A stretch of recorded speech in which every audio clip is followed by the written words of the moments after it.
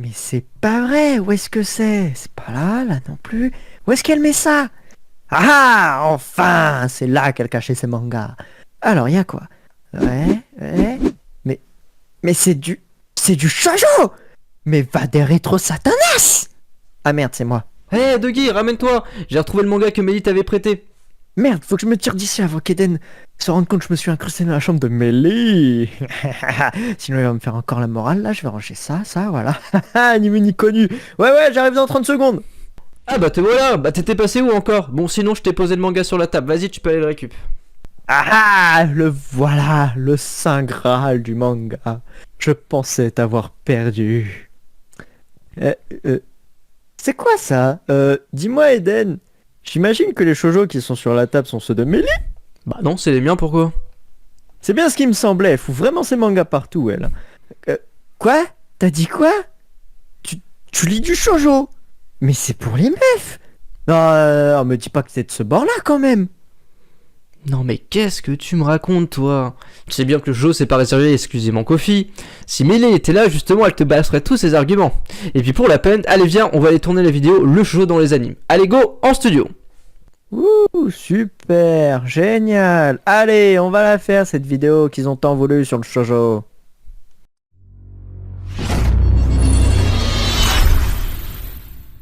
Et salut les otaku, j'espère que vous allez bien et on se retrouve pour un nouvel épisode de Dans les animes. Vous avez été nombreux à participer d'ailleurs au précédent sondage.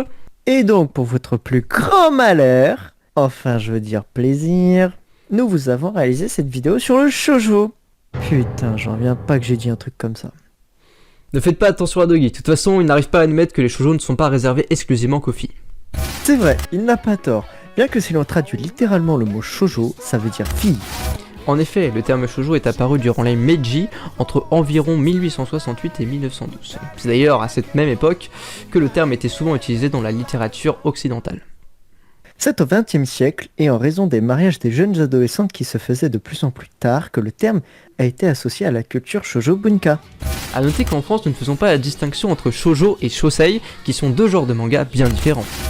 Le shosei veut dire manga féminin ou femme, alors que le shoujo c'est un manga pour filles. C'est donc la tranche d'âge et les thèmes abordés qui changent. Ensuite, ce qui caractérise ces genres-là, ce sont souvent l'histoire. Alors oui, il y a beaucoup de shoujo ou shosei qui parlent de relations amoureuses. Mais le genre ne s'arrête pas là. En effet, les shoujo font régulièrement référence aux relations sociales avec des histoires d'amitié ou sur la remise en question de soi-même et autres.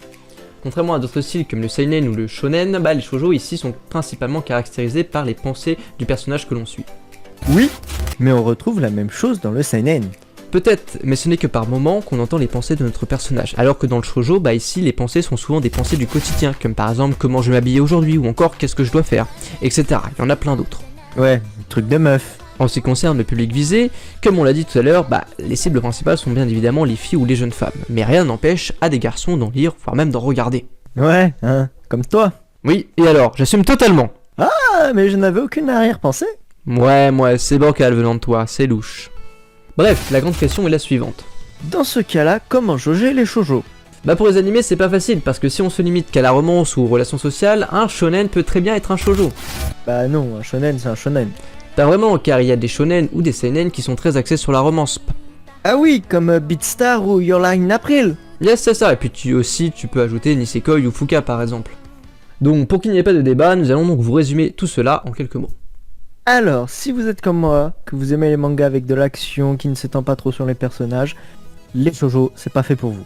En revanche, si vous êtes intéressé plutôt sur les pensées du personnage, son ressenti, ses doutes, voire même l'histoire dans sa vie du quotidien, les shoujo pourraient vous intéresser. On précise que cela n'est que notre avis personnel, bien entendu, les shoujo ne se résument pas qu'à des histoires d'amour ou d'amitié avec de la romance et tout ça, mais c'est plutôt un tout, une généralité je veux dire.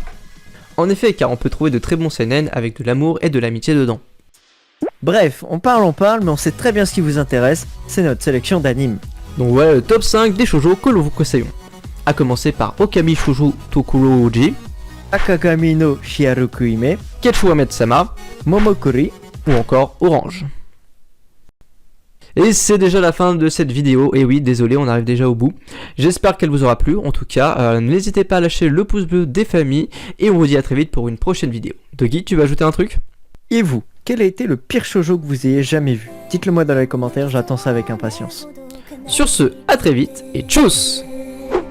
叫んでいる